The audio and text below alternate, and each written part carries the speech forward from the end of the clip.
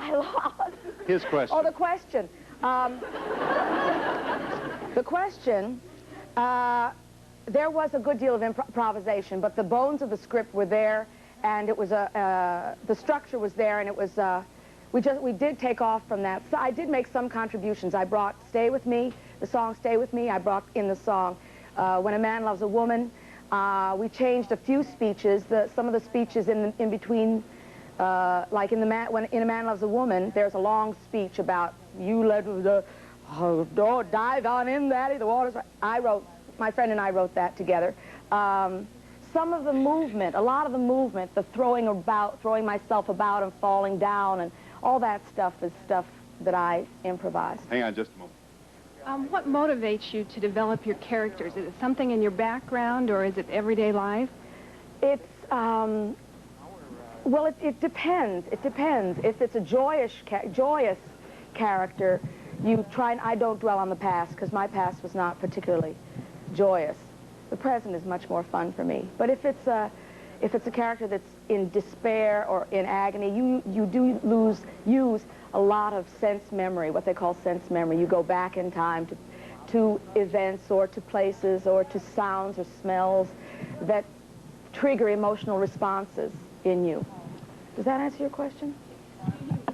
Do you use a lot of your background now in developing your characters, or you try to stay more in the present? I go back and forth. I use whatever I can think of. You know, if I'm really, you know, nailed to the wall, I'll just do anything. You know, because sometimes it doesn't come. Sometimes you have to, you know, really search around in your psyche to find something that you can use. What was so unpleasant about your... Here it comes. I know it. I know what you're going to say to me. No, well, you were not. I mean, let's not mislead the people. You weren't physically abused, or it wasn't... Says you.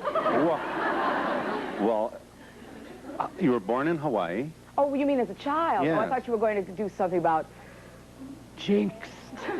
Which is a film I did a couple of years ago, which had got really dreadful press and was treated like a stepchild. You know, you said that you're much happier now than you were in the early days. I assume you mean adolescence and so on. Yeah. What was it, a kind of a lonely, not the queen of the prom type life, or what?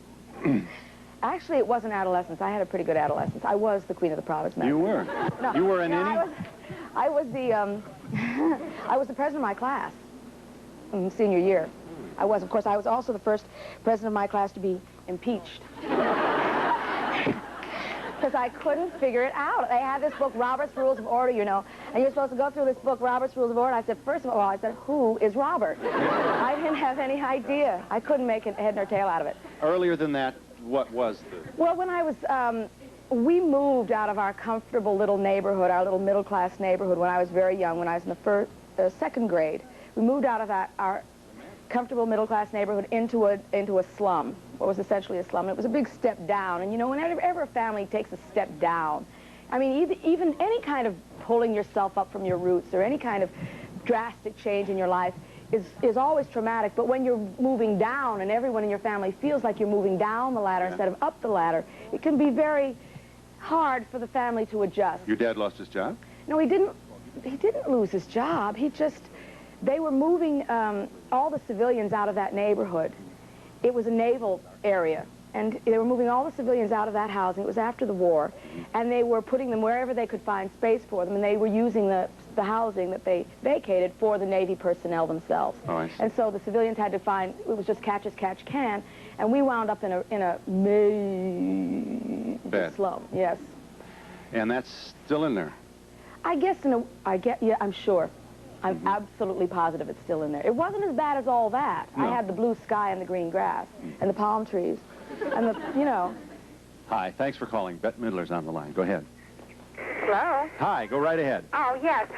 That I just wanted to encourage you to be the stand-up comic that you really want to be, because you saved the Academy Awards show 2 years ago with your impromptu humor. You were the best thing about that show that evening.